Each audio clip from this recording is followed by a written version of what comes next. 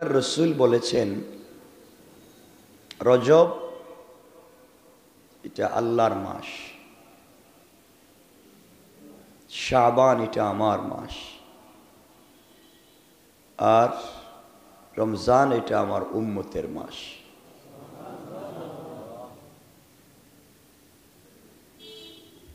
এই মাসে অনেক বরকত, অনেক ফজিলত আছে। খুব মনোযোগ দিয়ে শুনবেন। আমরা পড়ে গিয়েছি একটা বিপদে। কেউ এটাকে একবারে বাদ দিয়ে দিয়েছে,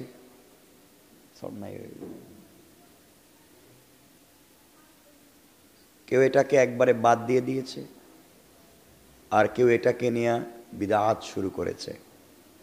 মানে বাড়াবাড়ি এবং ছাড়াছাড়ির মাঝখানে পড়ে গেছে এই মাস। এজন্যে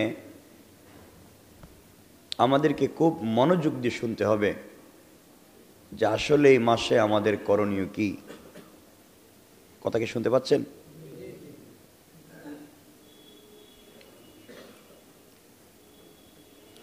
রাসূল পাক সাল্লাল্লাহু আলাইহি ওয়াসাল্লাম বলেছেন, উহসু হিলালা শাবানা লিরমাদান।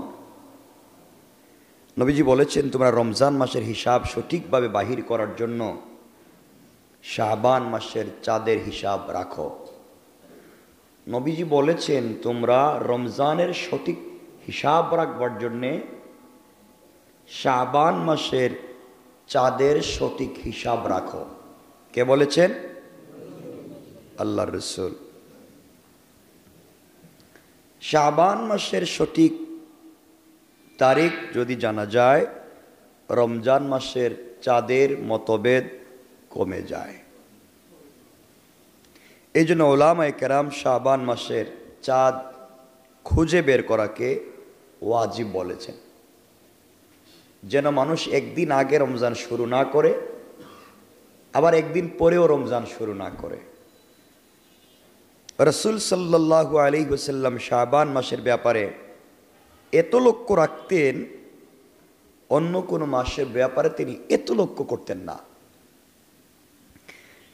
রাসূল পাক সাল্লাল্লাহু আলাইহি ওয়াসাল্লাম ইরশাদ করেছেন, লা ইয়াতাকাদ্দামান্না আহাদুকুম রমাদান বিসাওমি ইয়াওমিন আও ইয়াওমাইনি ইল্লা আন ইয়াকুনা রাজুলুন কানা ইয়াসুমু ইয়াওমান ফালইয়াসুম যালিকাল ইয়াওম।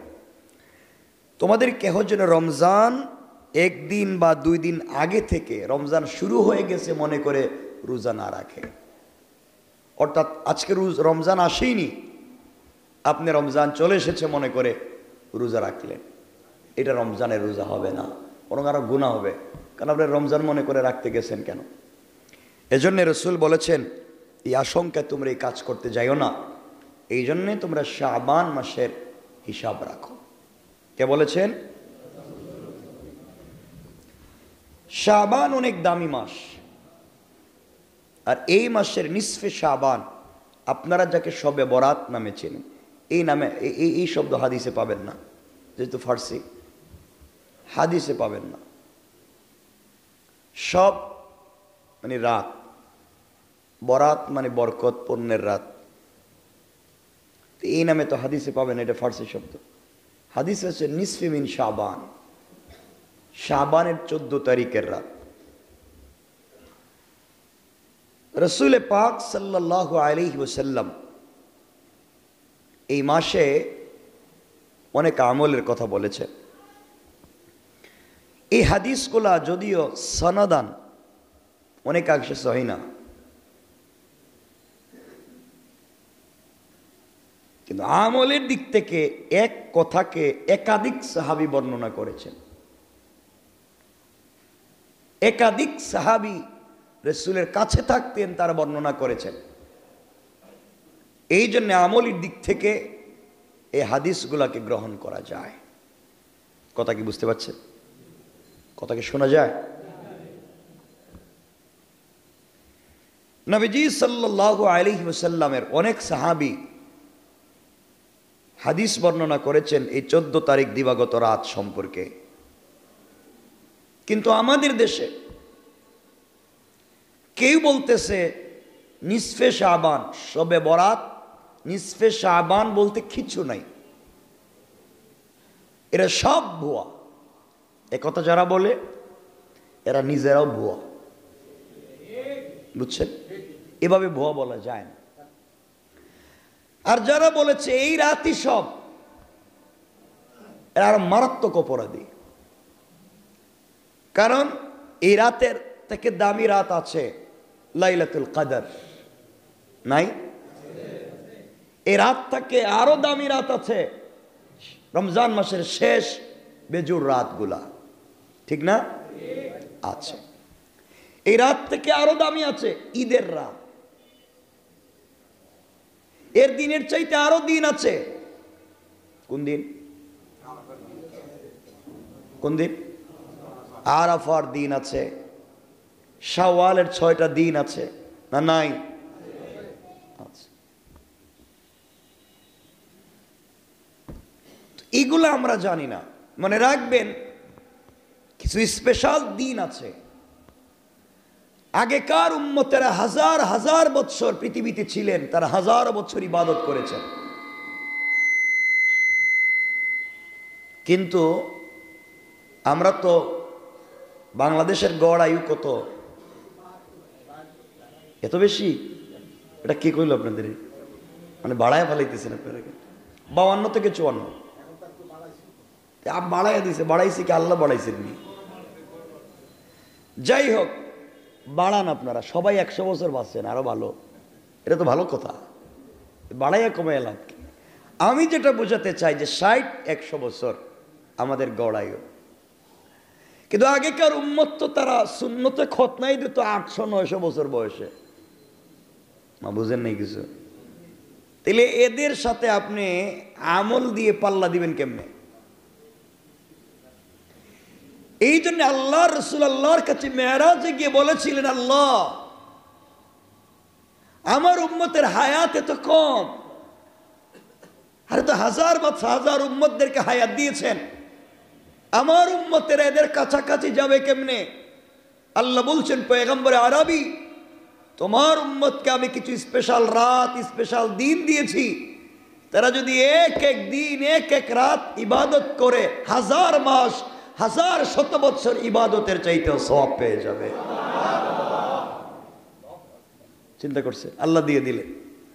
তো সংক্ষেপ বলি, আপনি যদি লাইলাতুল কদর পান আর এক রাত্রে যদি ইবাদত করতে পারেন, তাইলে আপনি 83 বছর চাইতে বেশি দিন ইবাদতের সওয়াব পাবেন, মোটামুটি 100 বছর। তাহলে আপনার বয়স যদি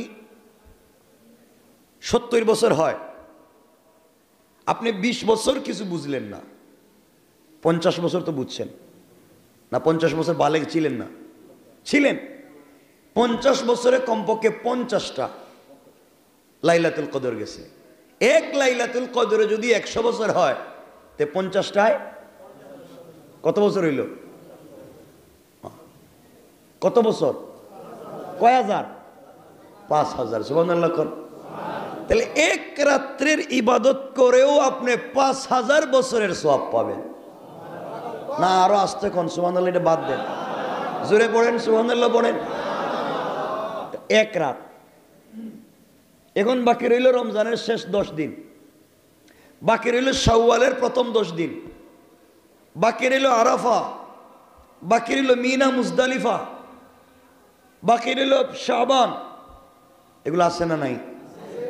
বাকি রইল ঈদের দিন, আছে না নাই? তো এই দিনগুলো তো বাকি রইছে। এই দিনগুলোতে ইবাদত করলে তো আরো বাড়বে। কিন্তু 5-6 হাজার বছর আল্লাহ কারো হায়াত দেন নাই। তাইলে এত বছর 800-900 বছর তারা ইবাদত করছে বাচ্চা, আর আপনি এক রাত্রে ইবাদত করে 5000 বছরের সওয়াব। সুবহানাল্লাহ বলেন। এভাবে আমাদেরকে খুঁজে খুঁজে বাইর করতে হবে। দেখছেন না, আমলের কিন্তু একটা মৌসুম আছে। মৌসুম, মৌসুম বুঝেননি? সময় দেখেন না, তা গ্রামে গঞ্জে বুঝবেন এটারে কি বলে। ওই যে সময় মাছ ধরে, ফুটা ফুটা পানি পড়ে, সবাই দেখবেন মাছ ধরতে যায়, যায়নি একটা যায়, ওইটা মাছ ধরার টাইম। পানি পড়তেছে আর মাছ উঠতেছে, সবাই দেখবেন রাত জেগে এখানে দাঁড়ায় থাকে মাছ ধরার জন্য। আবার দেখবেন আকাশের ডাকডুক বন্ধ হয়ে গেলে আর মাছ উঠে না, ওটা টাইম। তাহলে আপনাকে ওই টাইমটাকে ফলো করতে হবে। আপনি সারা রাত ঘুমালেন, ফজরের সময় মসজিদে এসে বলেন আমারে মাফ করে দাও, আল্লাহ বলবে ঘটনা কি, এখন আইসো কেন? সারা বৎসর, পুরা বৎসর আমরা আল্লাহর দরজায় নক করি, আল্লাহ মাফ করো, আল্লাহ মাফ করো, আল্লাহ তোমার দরজার গোলাম। আর নিসফে শাবানের রাত্রে আল্লাহ নিজে বান্দার দরজায় এসে বলে তুই কি চাস, আমি হাজির হয়ে গিয়েছি। আপনি পুরা বছর আল্লাহর কাছে বলতেছেন, আর নিসফে শাবানের রাত্রে আল্লাহ এসে বলতেছে। আপনি ওই সময় কই? আপনি সার দোকানে সিগারেট খাইতেছেন, হ্যাঁ? আপনি দল বেঁধে আজিমপুর গুরুস্থানে বসে রয়েছেন। ভ্যান গাড়ি, ভ্যান গাড়ি ভাড়া কর, আগামীকালকে ভাড়া বাড়িয়েছি, বাস কি ভাড়া কর, একসাথে আড্ডা দিব, ঠিক না? আড্ডা দেওয়ার রাত, যেন কথা আমরা অগুছালে বলবো না। আল্লাহর কাছে আপনি যদি কোনো অফিসে জব করেন, আপনাকে কিন্তু অফিসে ফাইল জমা দিতে হয়। কারো কারো অফিসে প্রতিদিন, কারো কারো অফিসে উইকলি, সপ্তাহে, কারো কারো অফিসে মান্থলি, আর কারো কারো অফিসে বাৎসরিক অডিট হয় না, হয় না? বলেন হয় না? আল্লাহর কাছেও ফেরেশতারা প্রতিদিন রিপোর্ট দেন। দিনের ফেরেশতারা সন্ধ্যার সময় রিপোর্ট দেন, রাতের ফেরেশতারা ফজরের পরে রিপোর্ট দেন, আর আবার সপ্তাহে 2 দিন রিপোর্ট দেন, সোমবারে, বৃহস্পতিবারে। কেউ কেউ বলেছেন অন্য দিন। 2 দিন আল্লাহর কাছে রিপোর্ট দেন। আর পুরা বৎসরের রিপোর্ট আল্লাহ দেখেন এই লাইলাতুন নিসফে মিন শাবান, শাবানের 14 তারিখ দিবাগত রাত্রে পুরা রিপোর্ট আল্লাহর সামনে হাজির করা হয়। আল্লাহর কাছে আপনার অফিসের বস অডিটে আসছে, আমি আগেই বলেছি পুরা বছর আমরা আল্লাহর দরজায় নক করি, আর নিসফে শাবানের রাত্রে আল্লাহ নিজে নক করে। সুবহানাল্লাহ বললেন না? হঠাৎ দেখলেন একদিন আপনার অফিসের বস আপনার অফিসে এসে যদি দেখে আপনি লুডো খেলতেছেন, কি বলেন? চাকরি ঠিকঠাক? কথা বলতেছেন না কেন? থাকবো না? আপনি সব সময় কাজ করেন, আপনার কাজের প্রতি খুব দায়িত্বশীল, কিন্তু বস এসে দেখতেছে আপনি কাজে নাই, আপনার প্রতি সন্তুষ্ট? কথা বলছেন না কেন? না অসন্তুষ্ট? অসন্তুষ্ট। আর অফিসের বস এসে যদি দেখে না আপনি কাজেই আছেন, তাহলে চিন্তা করবে সারা বছরও ওরে কাজে শুনছি, আমি নিজের চোখে এসে দেখতেছি কাজ করতেছে, খুশি হবে না বেজার হবে? সবাই বলেন। বেতন কমায় দিব না বাড়াইয়া দিব? বোনাস একটু কমাইব না বাড়াইব? পুরা বছরই তো আপনার রিপোর্ট আল্লাহ দেখে। আল্লাহ নিজে আসছেন, এসে দেখলেন নিসফে শাবানের রাত্রে আপনি চার দোকানে বসে চা খাইতেছেন, কোন লাভ হইল? এই সময় যদি আল্লাহ দেখে আসে আমার বান্দা ইবাদতে আছে, আল্লাহ খুশি হয়ে যায় আর বান্দাকে মাফ করে দেয়। সবাই পড়েন না সুবহান। তাইলে আমরা ইবাদত করবো তো ইনশাল্লাহ? বলেন না ইনশাল্লাহ? কেমনে করবেন এই লাইন তো জানেন না আপনারা। সারাদিন রোজা রাখবেন, আর বিকালবেলা বিড়াল, কুমির, বাঘ, ভাল্লুক ওগুলা দিয়ে ইফতার করবেন। এগুলা কিছু হুজুর বানাইছে, হুজুর, ওই যে হালুয়া, কে বানাইছে? হুজুর, হুজুর, হালুয়া হুজুর। হ্যাঁ, হালুয়া খাওয়ার জন্য এটা হুজুররা বানাইছে। সারাদিন মহিলাদেরকে দিয়ে করে রুটি হালুয়া বানায় নয়, সারাদিন বানাইতে বানাইতে ক্লান্ত, মাগরিবের পরে বেচারি হয়তো গোসল করছে, ঘুমায় গেছে গা, সারা রাত ঘুমিয়ে কাটায় দিছে। ঘুম থেকে উঠতে ঘটনাকে রাত তো গেছে গেছে, হালুয়া তো বানাইছি, কোন লাভ হয়েছে? কথা বলছেন না কেন? হালুয়া। রাসূল পাক সাল্লাল্লাহু আলাইহি ওয়াসাল্লাম উহুদের যুদ্ধে দান শহীদ হয়েছিল। ওই সময় দাঁত দিয়ে চাবাইতে পারতেন না, খাইতে পারতেন না। ওই জন্য সাহাবায়ে কেরাম তাকে নরম জিনিস বানাইয়া খাওয়াইছিলেন, হালুয়া। দাঁতে সমস্যা ছিল, দাঁত ভাঙ্গা বিশ্বনবীর। আর আপনার দাঁত এখন ভাঙ্গা না বালা, তাহলে হালুয়া খান কেন? আপনি এটা রাখছেন কেন এখন? আমার কথা কি আপনারা বুঝতে পারছেন না? অনেকে কষ্ট পাচ্ছেন মনে হয়, এই যে কথা কইতেছেন। কষ্ট পাইতেছেন? হালুয়া খান, জনমের মতো খান, সোয়াব হইতো না, খান। আমি সোয়াবের কথা বলতেছি, এভাবে নয়।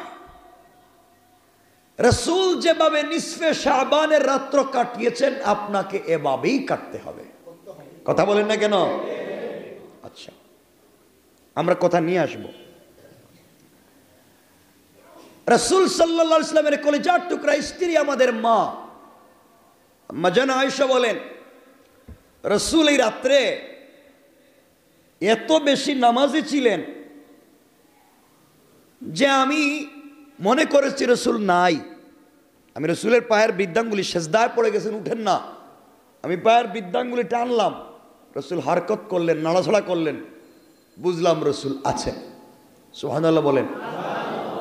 তাইলে রাসূল 14 তারিখ দিবাগত রাত্রে কোথায় ছিলেন? কথা বলেন না কেন? কোথায় ছিলেন?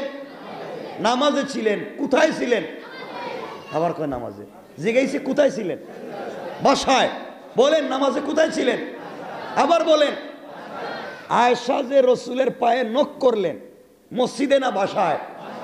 তাহলে রাসূল নামাজে ছিলেন মসজিদে না বাসায়? তাহলে বোঝা গেল নিসফে মিন শাবানের রাত্রে নামাজ পড়তে হয় একা একা বাসায়, আপনারা মসজিদে। নামাজ খারাপ না, আপনি মসজিদে আইসা পড়লেন 500 রাকাত। কয় রাকাত? কার তরিকায়? মিথ্যা কথা কইবেন না।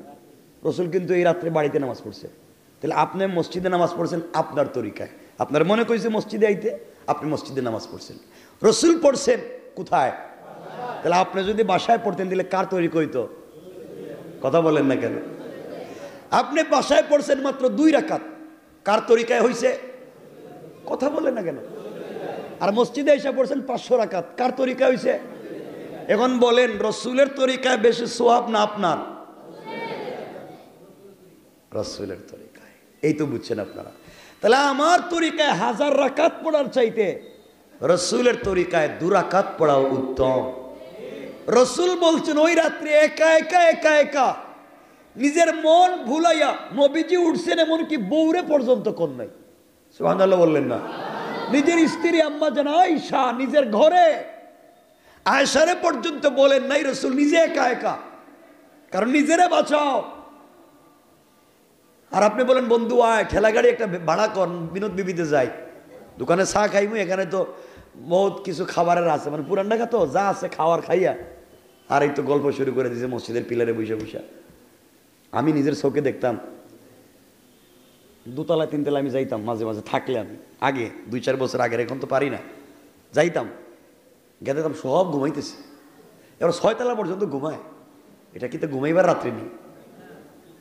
বাসার থেকে তো খয়ে আইছে, এখানে নামাজ পড়তো, হ্যাঁ ঘুমাইতেছে।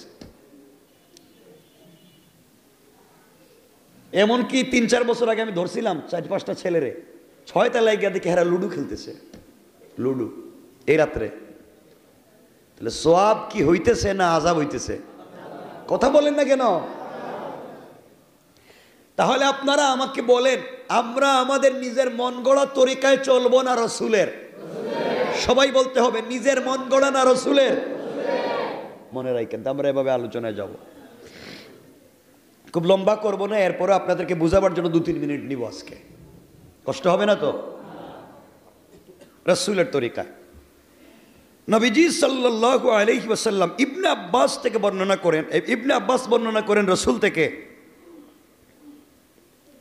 সারা বছর হায়াত মৌত রিজিক, আপনি বিয়ে করবেন কিনা, আপনার বাচ্চা হবে কিনা, আপনি ঘর বানাইবেন কিনা, আপনি অসুস্থ হবেন কিনা, এই সব বিষয় আল্লাহ লাইলাতুল কদরে লৌহে মাহফুজ থেকে নকল, লাইলাতুল কদরে লৌহে মাহফুজ থেকে সংরক্ষণ করে দেন।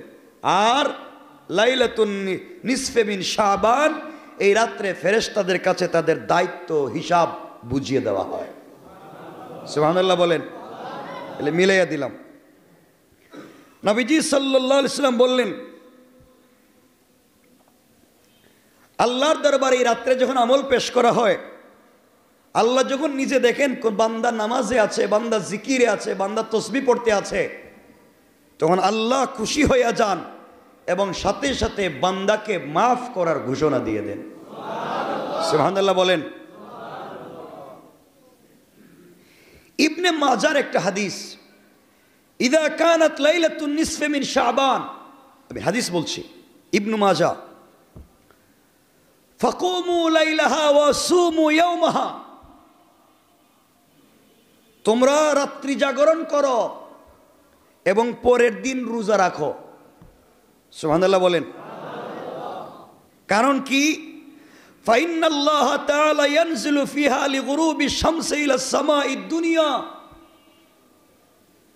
কারণ এই রাত্রে সূর্য ডুবার সাথে সাথে আল্লাহ পৃথিবীর আসমানে চলে আসেন। এই আওয়াজে না জুড়ে বলেন। ফায়াকুলু আলা মিন মুস্তাগফিরিন ফাগফির লাহ, আলা মিন মুস্তারজিকিন ফারজুক লাহ, আসরি কোন গুনাহগার, আমি আল্লাহ কাছাকাছি এসেছি, তুমি আমার কাছে চাও, আমি ফজরের আগে মাফ করে দেব। আসরি কেউ পয়সা পাতি নাই, রিজিক নাই, আমার কাছে চাও, আমি তোমার রিজিকের ফয়সালা করে দেব। এইভাবে আল্লাহ ডাকতে থাকেন, আলা কাজা হাত্তা ইয়াতলু আল ফজর, ফজর পর্যন্ত আল্লাহ নিজেই ডাকতে থাকেন। তুমি সারা বছর ডাকছো, আর আল্লাহ এই রাত্রি নিজে ডাকেন। সুবহানাল্লাহ বলেন। উম্মুল মুমিনিন আয়েশা সিদ্দিকা রাদিয়াল্লাহু তাআলা আনহা বলেন, আমি রাসূলকে শাবান মাসে এত বেশি রোজা রাখতে দেখেছি, অন্য কোনো মাসে এত বেশি রোজা রাখতে দেখিনি। সুবহানাল্লাহ বলেন। অতঃপর রাসূল এক বর্ণনায় বলেছেন যে রাসূল কয়েকদিন ছাড়া পুরা শাবান মাস রোজা রাখতেন। আমি আপনাদেরকে বলছি না শাবান মাস, হঠাৎ করে রমজানের প্রথম দিন থেকে রোজা রাখা শুরু করলেন, আপনি অস্থির হয়ে যাচ্ছেন, আপনি হঠাৎ করে শুরু করছেন 11 মাস পরে। এই জন্যে শাবান মাস থেকে আস্তে আস্তে ট্রেনিংটা শুরু করেন, আস্তে আস্তে একটা দুইটা করে রোজা রাখেন, তাহলে শাবানে গেলে আপনার কষ্ট হবে না। রাসূল বলেছেন, ইজান তাসাফা শাবান ফালা তাসুমু, শাবান যখন অর্ধেক হয়ে যায় তোমরা নফল রোজা রাখো না, কারণ রমজান চলে আসতেছে, তোমরা প্রস্তুতি শুরু করো। সুবহানাল্লাহ পড়ে।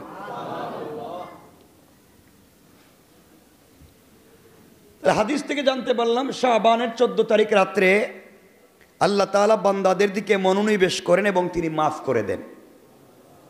সুবহানাল্লাহ বলেন। সবাইকে মাফ করেন। সুবহানাল্লাহ কোন আজকে দেখি কারে মাফ করেন? সবাইকে, ইল্লা লিমুশরিকিন, যে মুশরিক আল্লাহ তাকে মাফ করবেন না, যে হিংসুক আল্লাহ তাকে মাফ করবেন না। কয়টা বললাম? 3 নাম্বার, যে মাতা পিতার অবাধ্য তাকে মাফ করবেন না। 4 নাম্বার, আত্মীয়তার বন্ধন ছিন্ন করে তাকেও মাফ করবেন না। 5 নাম্বার, যে পায়ের গিরার নিচে কাপড় পরে, পায়ের গিরা বুঝেননি আপনার, পরেননি না, আপনারা পরেন না, এটা পরে কেটা তেলে, পায়ের গিরার নিচে যারা কাপড় পরে এদেরকেও মাফ করবেন না। 6 নাম্বার, যারা মাদক সেবন করে তাদেরকেও মাফ করবেন না। তাহলে আজকের রাত্রে আল্লাহ নিজে আসমানে আইসা পুরা জাতিকে মাফ করার ঘোষণা দিছেন। কয় দল মানুষ ছাড়া? সবাই বলেন। এখন দেখেন আপনি দলে আসেননি। 1, মুশরিক, যত ইবাদত করেন আজকে মাফ নাই। 2, হিংসুক, হিংসা আসেনি ভিতরে? নাই মনে হয়। আমরা তো একবারে ফেরেশতা ওলিয়া উলিয়ার মতো, কোন হিংসা ভিতরে নেই। 2 নাম্বার, হিংসুক। দেখবেন অনেক ওলিয়া উলি আছে ফেসবুকে এত চমৎকার চমৎকার স্ট্যাটাস দেয়, কিন্তু হের ভিতরে হিংসা মানে কি তা হিংসারের ভিতরে গাঁটটি রেখে দিছে। কিন্তু অনলাইনে তো হে ফেরেশতা, একবার আল্লাহর ওলি, এগুলো আছে না? বলেন নাই? অনেক। 3 নম্বর, মাতা পিতার অবাধ্য। 4 নম্বর, আত্মীয়তার বন্ধন নষ্ট করে। 5 নম্বর, মদ পান করে মাদক দ্রব্য সেবন করে। 6 নম্বর, পায়ের গিরার নিচে কাপড় পরে। আল্লাহর রাসূল বলছেন এদেরকেও তিনি এই রাত্রের আল্লাহ মাফ করবেন না। কয় দল পাইলাম? 6 দল। খুব মনোযোগ দিয়ে শোনেন। মুশরিকদেরকে মাফ করবেন না কেন? মুশরিক মানে কি? বিদ্রোহী। মুশরিক মানে বিদ্রোহী, যারা স্বাধীন রাষ্ট্র করতে বিদ্রোহ করেছে, রাষ্ট্র তাদেরকে মাফ করে? আরে পৃথিবীর কোনো রাষ্ট্র তাদেরকে মাফ করে?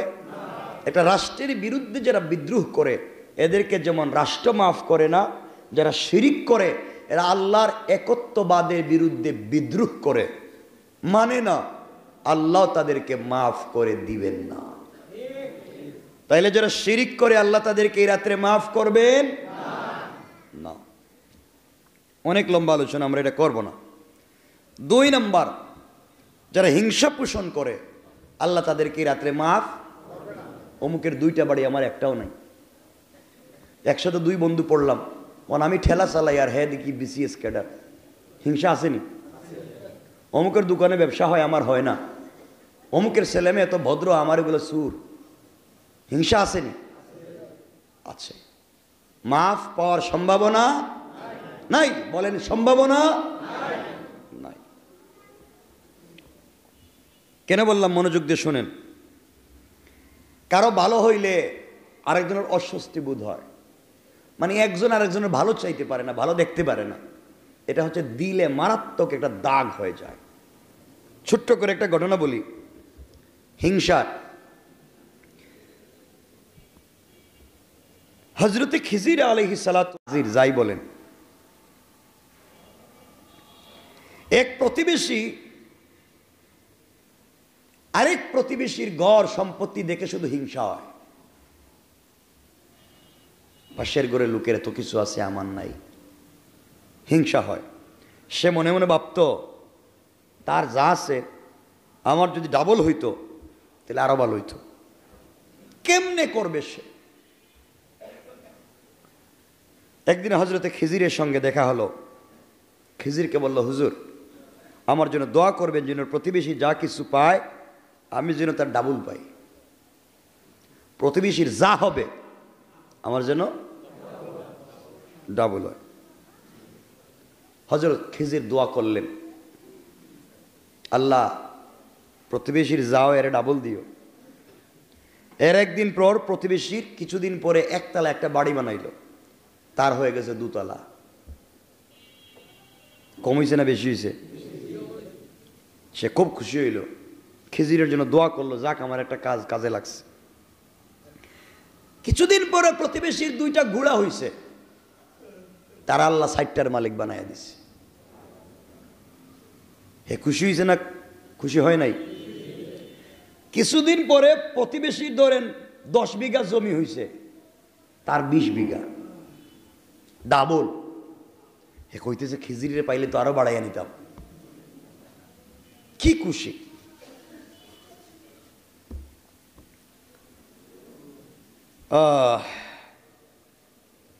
এইভাবে চলতে লাগলো। চলতে চলতে অনেক সম্পদের মালিক। এক কথা, প্রতিবেশীর যা হয় তার ডাবল হয়। কিছুদিন পরে হঠাৎ করে প্রতিবেশীর একটা চোখ নষ্ট হয়ে গেছে, তার 2টা নষ্ট হয়ে গেছে। কি বুঝলেন আপনারা? কারি ভালোটা বুঝছেন? প্রতিবেশীর চোখ নষ্ট হয়েছে কয়টা? এবং তার তো ডাবল হওয়া দরকার। হে দোয়া করছে কি হইতো? কথা বলেন না কেন? মানে হের কয়টা গেছে চোখ? 2টা।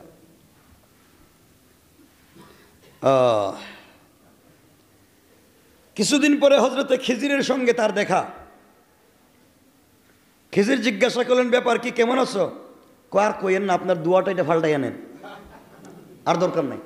ও কেন? ও যা হয়েছিল তো হয়েছিল, ওনের 1 চোখ গেছে, আমার 2 চোখ গেছে। খিজির বললেন আরো বাকি আছে। ফায়া ধরে বলতেছে, আমার দোয়ার দরকার নাই, সাপে পড়ছে তো, ঠেলায় পড়লে ফায়া ধরবো। কথা বললেন না কেন? এখন হযরতে খিজির বললেন, আমার কিছু করার নাই, দোয়া যেহেতু করে ফেলেছি আমার কিছু করার নাই, তোমার মন মানসিকতায় যে নিয়ত করে রেখেছো তাই হবে। কিছুদিন পরে দেখা যায় প্রতিবেশীর একটা পা ভেঙে গেছে, পা নষ্ট হয়ে গেছে, তার 2 পা। কিছুদিন পরে প্রতিবেশীর একটা বাড়ি নষ্ট হয়েছে, তার 2 বাড়ি।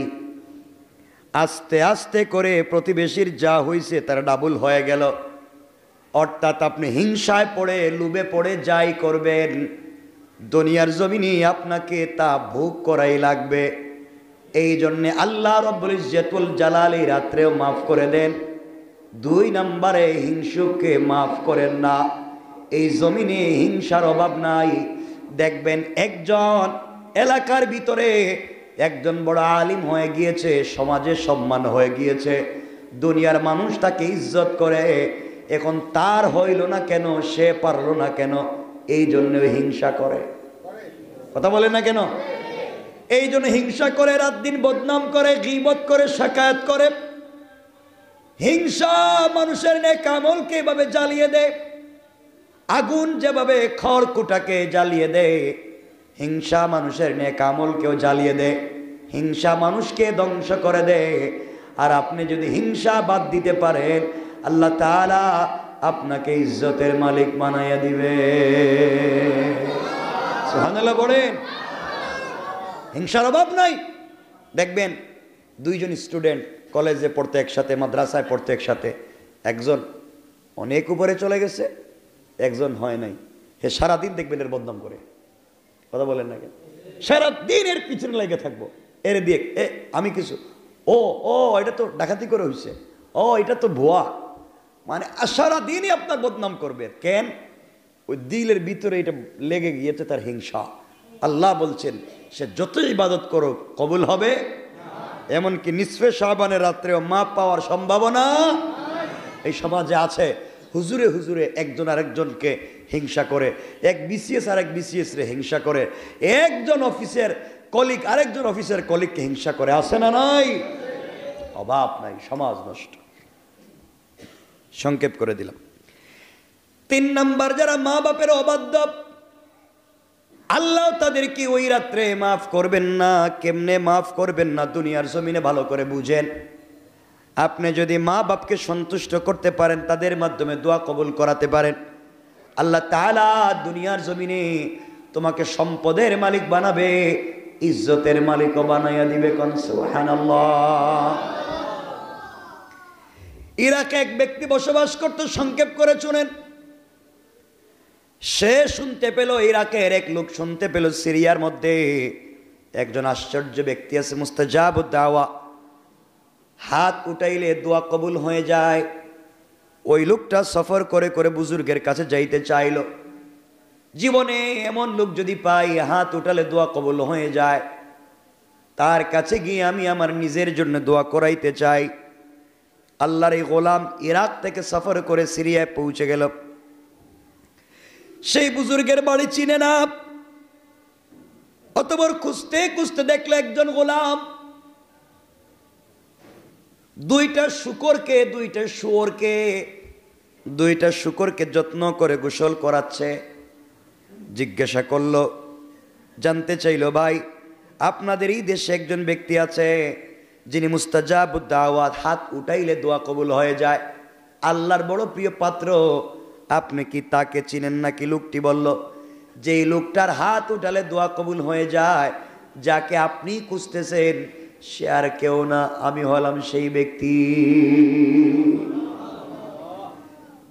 ইরাকের লোকটা বিশ্বাস হলো না, অবাক হয়ে জিজ্ঞাসা করলো, আপনি মুস্তাজাবুদ দাওয়া, আপনার সব দোয়া আল্লাহ কবুল করে, তো আপনি শুয়োরগুলাকে গোসল করাচ্ছেন, আপনি তো খারাপ কাজ করেন, আপনার দোয়া কেমনে কবুল হবে? বিশ্বাস হতে লাগলো না। আপনি কেন গোসল করাচ্ছেন? বলেন, আপনাকে তো মুসলমানই মনে হচ্ছে না, আপনি নিজেকে মুস্তাজাবুদ দাওয়া মনে করছেন, আপনাকে তো আমি মুসলমান মনে করছি না, বলেন তো কি? লোকটি বলল, আমি সত্যি সত্যি আমি লোক। কেমনে বলেন? এই যে দোয়া করলে, আমার দোয়া করলে যা দোয়া করব সব কবুল হয়ে যায়। আল্লাহর কাছে দোয়া করেছি, আল্লাহ আমাকে যা দিয়েছে, তোমার জন্য যদি এখন দোয়া করি, আল্লাহ সব তোমাকে দিয়ে দিবে। কিন্তু আল্লাহর গোলাম জানতে চায়, বাইরে বুঝলাম সব কথা, কিন্তু আমি জানতে চাই তুমি শুকরগুলাকে গোসল করাচ্ছ কেন? আমি জানতে চাই। আল্লাহর গোলাম বলতেছে, ভাই রে, যেগুলাকে দেখতেছো আমি গোসল করাচ্ছি, এগুলা অরিজিনাল শুকর নয়, এগুলা হচ্ছে আমার মা বাপ, আমার মাতা পিতা। এরা দুনিয়ার জমিনে একটা নিকৃষ্ট গুনাহ করেছে, গুনাহ করবার কারণে আল্লাহর গজবে তারা এমন হয়ে গিয়েছে, আল্লাহর গজবে মানুষ থেকে তারা শুকর হয়ে গিয়েছে। এখন আমার মা বাপ তো যাই হোক, এরা তো আমার মা বাপ, এদেরকে ফেলে দিতে পারি না, এদের খিদমত করে যে এদের সেবা করে যাই, আর এদের খিদমতের কারণে আল্লাহ তাআলা আমাকে মুস্তাজাবুদ দাওয়া বানিয়ে দিয়েছে। সুবহানাল্লাহ, জোরে বলেন। এখন তারা যাই করো, তোমাকে জন্ম দিয়ে পৃথিবীর আলো বাতাস দেখিয়েছে, তাদের সাথে উত্তম আচরণ তোমাকে করতেই হবে। ঠিক কিনা বলেন? আমার বন্ধুগণ, আল্লাহর গোলাম বলছে, সব দোয়া যদি আপনার কবুল হয়ে যায়, তাহলে আপনি দোয়া করেন না কেন শুকরগুলাকে যেন আবার মা বাপ বানাইয়া দেয়। কথা ঠিক নেই? ঠিক না? তিনি বললেন, বাইরে দোয়া করতে পারি, শুকরগুলাকে আবার মানুষ বানাইয়া দেন, কিন্তু আল্লাহর সৃষ্টির বিরুদ্ধে দোয়া করলে তো কবুল হবে না। আমি যদি আল্লাহরে বলি, আল্লাহ আসমান রে আজকে জমিন বানাইয়া দাও, হবে না? রাত্রে দিন বানাইয়া দাও, হবে? কেন? আল্লাহ যেভাবে যে জিনিস সৃষ্টি করেছেন, এই সৃষ্টির বিরুদ্ধে দোয়া করে পরিবর্তন করার শক্তি আল্লাহ কাউরে দেন নাই। এই জন্য আপনি যদি মাটির পুটলা নিয়ে দোয়া করেন, শোনা হয়ে যাক, হইবনি? কথা বলেন। কারণ এটা পরিবর্তন করতে পারবেন কে? আরো জোরে বলেন, কে? এই জন্য মনে রাখবেন, 1 নম্বরে শিরিককারীকে আল্লাহ মাফ করবেন না, 2 নম্বরে হিংসুককে আল্লাহ মাফ করবেন না, 3 নম্বরে মা বাপের অবাধ্য যারা তাদেরকে মাফ করবেন না, 4 নম্বরে যারা আত্মীয়তার বন্ধন ছিন্ন করে, আত্মীয়তার সম্পর্ক ঠিক রাখতে চায় না, আল্লাহ তাআলা তাদেরকে মাফ করবেন না, 5 নম্বর যারা মাদক সেবন করে, মদ পান করে, মাদক সেবন করে, আল্লাহ তাআলা তাদেরকে মাফ করবেন না, 6 নম্বর এই রাত্রে যারা পায়ের গিরার নিচে কাপড় পরে, আল্লাহ তাদেরকেও মাফ করবেন না। কথা কি বুঝতে পেরেছেন? আমরা মাপ পেতে চাই কি চাই না? জোরে বলেন, চাই কি চাই না? এই জন্য তওবা করতে হবে, এগুলোর থেকে ফিরে আসতে হবে। এখন কথা হলো, তওবা ছাড়া বিকল্প কোনো পথ নাই। 6 গুনার যদি কোনো গুনাহ হয়ে যায়, আল্লাহর কাছে তওবা করে ফেলতে হবে, মাফ চাইতে হবে। তওবা কবুল হওয়ার জন্য 4টা শর্ত। কয়টা? আপনি শুধু আস্তাগফিরুল্লাহ এইমাত্র শয়তানি করলেন, আস্তাগফিরুল্লাহ, গালি দিলেন, আস্তাগফিরুল্লাহ, শয়তান কো আল্লাহ, এ কাম তো আমি জীবনে করিনি, হে যাই করে আস্তাগফিরুল্লাহ, মাপ পাওয়ার সম্ভাবনা নাই। তাহলে দোয়া কবুল, তওবা কবুলের শর্ত কয়টা? সবাই বলেন। তওবা যদি কবুল করাতে হয়, তওবা কবুলের শর্ত হলো 4টা।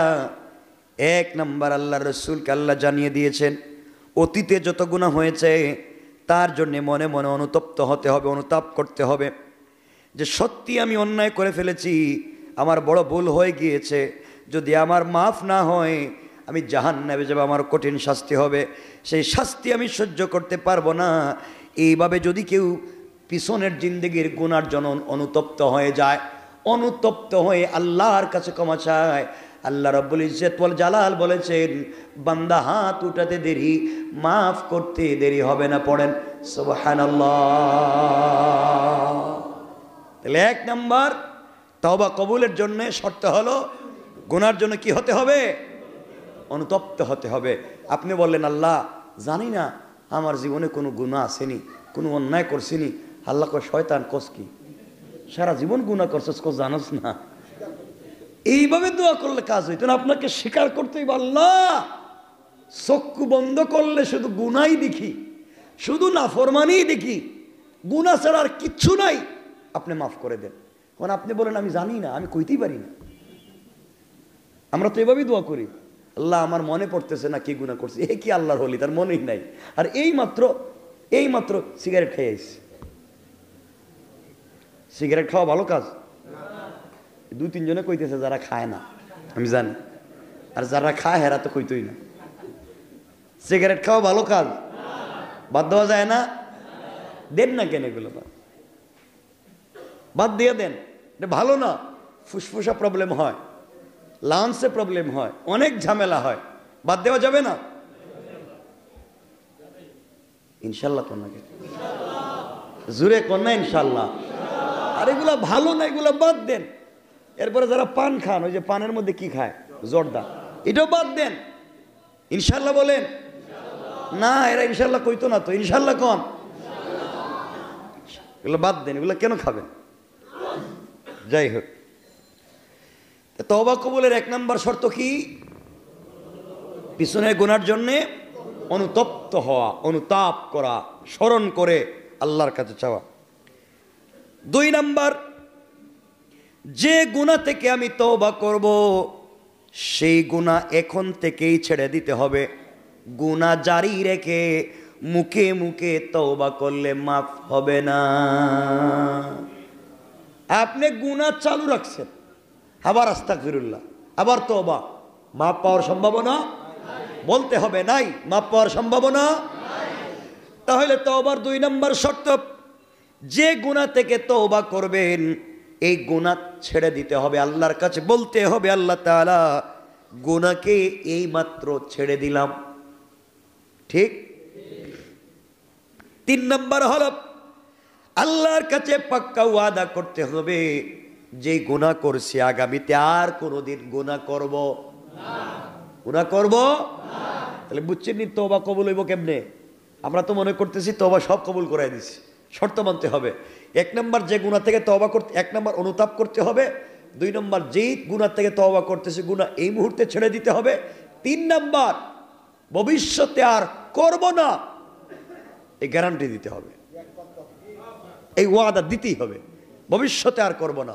এটা না দেওয়া পর্যন্ত আপনি মাপ পাবেন না। কিন্তু আমরা তো ভবিষ্যতে আবার শুরু করে দিই। রমজান মাসে কত ভালো মানুষ তসবিও পড়ে, কি লম্বা লম্বা তসবি, মসি ছাড়েই না। আর শুধু রমজান যায় মনে হয় শয়তান ছাড়া পাইছে মাত্র, আবার আগের মতো ধুমধাম করে গুনার কাজ শুরু হয়ে যায়। ঠিক কিনা বলেন না? রমজান মাসে গান বাজনা ডেকসেট বাজানো বন্ধ, খালি রমজান ঈদের সাথ দেখা যায়, ভাড়া কর ডেকসেট, টাকার উপরে তুল, কথা কর না কেন, পুরো ঢাকা শহরে বাজা, শয়তান ছাড়া পাইছে। তাহলে তো গুনাহ মাফের সম্ভাবনা, বলেন না সম্ভাবনা। 4 নম্বর, গুনাহ যদি কোনো বান্দার হক নষ্ট হয়ে থাকে, গুনাহ যদি বান্দার হক হয়, গুনাহ আল্লাহর হক হলে আল্লাহর কাছে চাইবেন। গুনাহ যদি কোনো বান্দার হক হয় বান্দার কাছে মাফ চাইবেন। আপনি বান্দার হক নষ্ট করে কাবা ঘরের গিলাফ ধরে কাঁদলেও দোয়া কবুল হবে? কথা বলেন। আপনি আমার 500 টাকা মাই রেখেছেন, আমার ধরেন আমি আমার কথা কইলাম, আমি মাফ না দিলে আল্লাহ মাফ করে দিব? কথা কন না কেন? আমি আপনারা গালি দিছি, আমি আপনারা গালি দিছি, মানে আপনি আমার মাফ না করে দিলে আল্লাহ মাফ করে দিবে? আমি আপনার গীবত করছি, আমি মাফ না, আপনি না মাফ না করলে আমাকে আল্লাহ মাফ করবে? এই জন্য হলো 4 নম্বর শর্ত হলো, অন্যায় যদি অপরাধ যদি কোনো বান্দার হক নষ্ট হয়ে থাকে, যদি আমি জমি দখল করে থাকি, পয়সা এনে থাকি, সুদ খাই, ঘুষ খাই, এগুলা তার কাছে ফিরিয়ে দিতে হবে, তার কাছে তওবা করতে হবে, পরে আল্লাহ মাফ করে দিবেন। এমনকি গীবত যদি করে থাকি, কাউকে যদি মনে কষ্ট দিয়ে থাকি, মারধর করে থাকি, তার কাছে গিয়ে ক্ষমা চাইতে হবে, এরপরে আল্লাহ মাফ করবেন। আল্লাহ বলছেন বান্দারে তুমি যদি কাবা করে গিলাফ ধরে কান্না করো আর কারো মনে যদি কষ্ট দিয়ে থাকো, সে যদি মাফ না দেয় জিন্দেগিতেও তোমাকে আমি মাফ দিব না। আল্লাহু আকবার। এই জন্য মাফ চাইতে হবে। আপনি কারো হক নষ্ট করে থাকলে তার কাছে গিয়ে হক পৌঁছে দিতে হবে। সে যদি মরে যায়, তার আত্মীয় স্বজন থাকলে তাদের কাছে হক পৌঁছে দিতে হবে। এখন আত্মীয় স্বজনও নাই, সেও নাই, তাহলে সে যে পরিমাণ হক পায় ওই পরিমাণ সদকায়ে জারিয়া করে দিতে হবে। কিয়ামতের দিন সে যখন সওয়াবগুলা দেখবে, এই সওয়াবগুলা পেয়ে হয়তো আপনাকে আল্লাহর সামনে মাফ করে দিবে। সুবহানাল্লাহ পড়েন। কথা কি বুঝতে পেরেছেন? আমার কথা কি বুঝছেন? তাইলে তওবা কবুলের শর্ত কয়টা? 1 নম্বর অনুতপ্ত হওয়া, 2 নম্বর যে গুনাহ থেকে তওবা করব গুনাহ এখনই ছেড়ে দিতে হবে, 3 নম্বর ভবিষ্যতে করব না ওয়াদা দিতে হবে, 4 নম্বর বান্দার হক হলে বান্দাকে পৌঁছে দিতে হবে, বান্দা মারা গেলে আত্মীয় স্বজনকে দিতে হবে, আত্মীয় স্বজন মারা গেলে কাউকে খুঁজে না পাইলে আল্লাহর রাস্তায় সদকা বলতে সদকায়ে জারিয়া, সদকা বলতে হুজুরের 500 টাকা দিয়ে হুজুর চা খাইয়ে, তো এটা কি তৈল? হুজুর চা খাইলে তোমার লাভ কিতা? হ্যাঁ লাভ হইব। হুজুর 500 টাকার নাস্তা কইরেন, তো হুজুরের সকালের নাস্তা হইছে, তোমার লাভ কি দেখি ডাকো কন? লাভ হইছে? তাহলে কি তৈল? তো হুজুরে দিলে লাভ হইল কি? আপনার সাদাকায়ে জারিয়া। আপনি যে এলাকায় টিউবওয়েল নাই, একটা টিউবওয়েলের ব্যবস্থা করে দেন, মানুষ পানি পান করবে, আপনি সওয়াব পাবেন। পৃথিবীর বিভিন্ন প্রাণীরা এখান থেকে পানি পান করবে, সওয়াব পাবেন। মানুষ অজু করবে, গোসল করবে, আপনি সওয়াব পাবেন। রাস্তায় একটা গাছ লাগাইয়া দেন, মানুষ ছায়া নিবে, সওয়াব পাবেন। সুবহানাল্লাহ কোন? মসজিদের নিচে ফাইলিং এর কাজ হচ্ছে, মাদ্রাসার নিচে এতিমখানায় ফাইলিং এর কাজ হচ্ছে, ওখানে দিয়ে দেন। ওখানে কি মনে করেন ফাইলিং কিটা কি আবার পাল্টাইতে পারবো? কথা কোন না কেন? আমি একটা ফ্যান দিলাম, কালকে নষ্ট হয়ে যেতে পারে, ওটা ফালাই আরেকটা লাগাই দিতে পারে, লাগাইতে পারে না? কিন্তু নিচের এটা ভাঙতে পারবো নি। সদকা জারিয়ার কন্ডিশন বুঝেন না। একটা মাদ্রাসা হবে, এটা এতিমখানা হবে, 1 শতক জায়গা, 1 জায়নামাজ জায়গা ওখানে কিনে দেন। কিয়ামত পর্যন্ত যতদিন কিয়ামত না হবে অতদিন এটা থাকবে নি, থাকবে নি। আর আপনি এটা রয়্যালিটি পাইতে থাকবেন। এটা কি বলে? সাদাকায়ে জারিয়া। সুবহানাল্লাহ বলেন। আপনি বলবেন নেও, যে আমি দিলাম ফকিরের 20 টাকা দিলাম, এটা নাকি সদকায়ে জারিয়া। বুঝবেন ভালো করে। কষ্ট পাইলেন মনে আমার কথাবার্তায়? আচ্ছা, তাইলে আমরা আজকে বুঝতে পারলাম 14 শাবান দিবাগত রাত জাগরণ করে ইবাদত করতে হবে, পরের দিন রোজা রাখতে হবে। এগুলো ফরজ ওয়াজিব না, এগুলো নফল। মন চাইলে রাখবেন, নাইলে রাখবেন না, এটা কোনো গুনাহ নাই না রাখলে। 3 নাম্বার হলো এই রাতে বেশি বেশি করে তওবা করতে হবে। 4 নাম্বার আরেকটা আমল এই হাদিসে আছে, চাইলে আপনারা কবর জিয়ারত করতে পারবেন। সুবহানাল্লাহ বলেন। চাইলে বলতেছি। কয়টা আমল বললাম? বলেন না কয়টা আমল? 4। 1 নাম্বার এই রাত জাগ্রত থেকে ইবাদত করা। 2 নাম্বার বলছি পরের দিন সুযোগ থাকলে রোজা রাখা। 3 নাম্বার এই রাতে বেশি বেশি তওবা করা। 4 নাম্বার মৃত ব্যক্তিদের জন্য কবর জিয়ারত করে দোয়া করা। এই সবগুলা নফল, মন চাইলে করবেন, না চাইলে করবেন না। রোজা মন চাইলে রাখবেন, সওয়াব আছে, না রাখলে গুনাহ নেই। কবর জিয়ারত মন চাইলে করবেন, করলে সওয়াব আছে, না করলে গুনাহ নাই। সারা রাত তওবা করেন, মাফ হবে, গুনাহ মাফ হবে। করলেন না তো কি হইল? আগের জায়গায় তো থাকলো, ঠিক আছে না? আর আপনার মন চাইলে আগের জায়গায় রাখেন, আর মন চাইলে মাফ করান, এটা তো আপনার কাজ, ঠিক কিনা? আমার কথা কি বুঝছেন আপনারা? মানে আপনারা রাত্রে আইবেন এই দিন মসজিদে। আগে আমরাই ছোট থাকতে দেখতাম মোমবাতি জ্বালাইয়া রাস্তায় রাস্তায় ঘুরে আর জিকিরে ঠেলায় রাস্তাঘাট ভরায় ফেলায়। গুরুস্থানে গিয়ে সবাই মিলে জিয়ারত। তো গুরুস্থানে সবাই মিলে যাইতে বলছে কে? কারো জানা আছে? সবাই নীরব, কোনো কথা কইতেছে না। এরা বুঝে যাইতেছে আমার উপরে খুব মানে আক্রোশ। সেটা কইতেছেন কিনা? সবাই নীরব। জিয়ারত একা না সবাই মিলে? দেখেন না, হাদিস বলি এখন। রসুল নামাজ পড়ছেন একা না সবাই মিলে? একা। কোথায় করছেন আপনি? কই? মসজিদ। ঘরে করবেন, বাচ্চাদেরকে নিবেন, সবাইরে নিয়ে ঘরে, সব মসজিদে নিয়ে। আম্মা জানা আয়েশা সিদ্দিকা রাদিয়াল্লাহু তাআলা আনহা বলেন, আর অনেক কথা বলতে চাইছিলাম, শেষ হয়ে গেছে আমাদের সময়ের উপরে। আমি 2 মিনিট বললে কষ্ট হবে না তো আপনাদের? রাসূল সাল্লাল্লাহু আলাইহি ওয়াসাল্লাম এক রাত্র আমার ঘরে রাত্রি যাপন করতে লাগলেন। আমার ঘরে থাকবার কথা ছিল, অর্ধেক রাত্র হয়ে গিয়েছে। রাসূল পাক সাল্লাল্লাহু আলাইহি ওয়াসাল্লাম ঘুম থেকে উঠলেন, চাদর গায়ে দিতে দিতে যখন তিনি উঠতে লাগলেন, আমি আর রাসূল এক চাদরের নিচে ঘুমিয়েছিলাম। তার পরনে যেই চাদর ছিল ওই চাদরটা আমার পিঠের নিচে পড়ে গিয়েছে। কার নিচে? কার নিচে? আয়েশা বলেন, আমার পিঠের নিচে রাসূল পাকের চাদর মোবারক পড়ে গিয়েছে।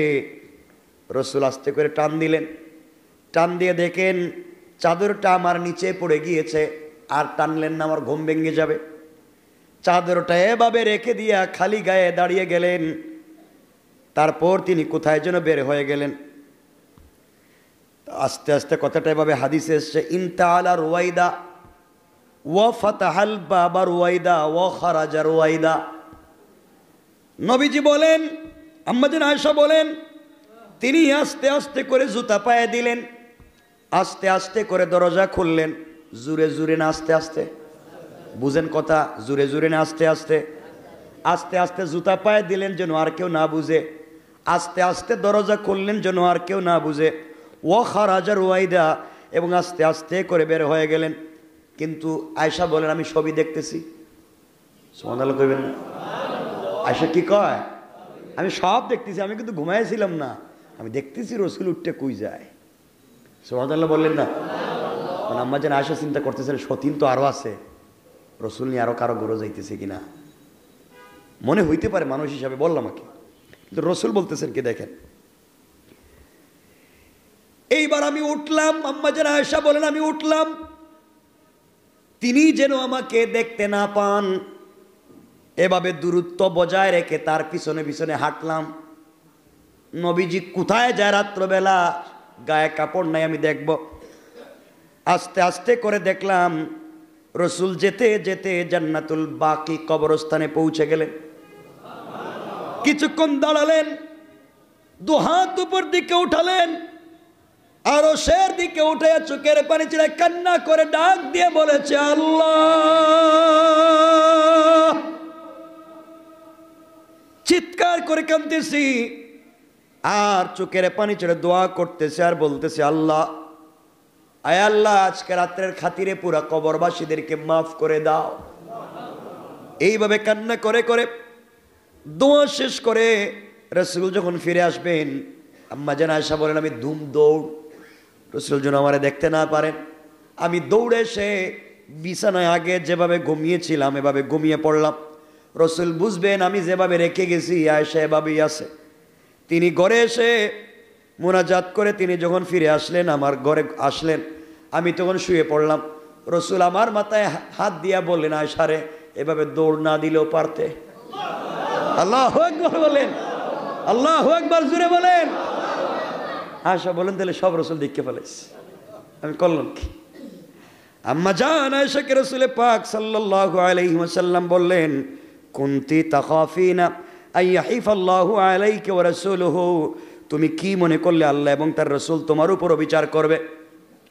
তুমি কি মনে করেছো আজকে তোমার ঘরে রাত্রি যাপন করবার কথা ছিল, আমি তোমাকে রেখে অন্য কারো ঘরে যাচ্ছি, তোমার হক নষ্ট করতেছি? তা না, বরং আজকের রাত হলো নিসফে শাবানের রাত। আয়েশা রে, তুমি জানো না এই রাত্রে আল্লাহ তাআলা দুনিয়ার আকাশে তার তাজাল্লি দেন, দুনিয়ার আকাশে তিনি চলে আসেন আর তিনি ডেকে ডেকে সবাইকে মাফ করে দেন।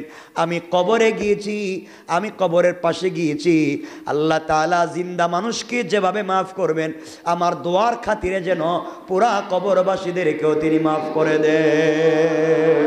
সুবহানাল্লাহ বলেন। রাসূল সাল্লাল্লাহু আলাইহি ওয়াসাল্লাম আয়েশাকে বলছেন, আয়েশা, তুমি যদি অনুমতি দাও তাহলে আমি এই রাত্রে বাকি অংশটুকুন ইবাদত করে কাটাইয়া দিতে চাই। আয়েশা বলছেন, ইয়া রাসূলুল্লাহ, আমি শুধু আপনাকে অনুমতি দিলাম না, আমিও এখন উঠে গেলাম, সারা রাত ইবাদতে কাটাইয়া দেব। সুবহানাল্লাহ বলেন। রাসূল কবরস্থানে গেছেন, কাউরে নিয়ে গেছেন না একা গেছেন? এমনকি কেউ দেখবে, নড়াচড়া শুনবে, এজন্য নিজের গায়ের চাদর ফালায় গেছেন। আর আপনার চাদর যদি এভাবে পড়ে ধাক্কা দিয়ে হেরে ফালঙ্গের নিচে ফালাইয়া দিবে, নাম তোর কাপড় আমার তোর নিচে পড়ে গেছে গা, আমি যাইমু এখন গুরুস্থানে। কথা বলেন নাকি? এই তো আমাদের কারবার। আমার বন্ধুগণ, আল্লাহ হেফাজত করে বলেন আমিন। আরও অনেক কথা রয়ে গেছে, আজকে আর সেদিকে যেতে পারতেছি না। এরপরে আপনাদেরকে সংক্ষেপ করে বলে দিই, এই রাতে, এই মাসে আরো অনেকগুলো আমল আছে।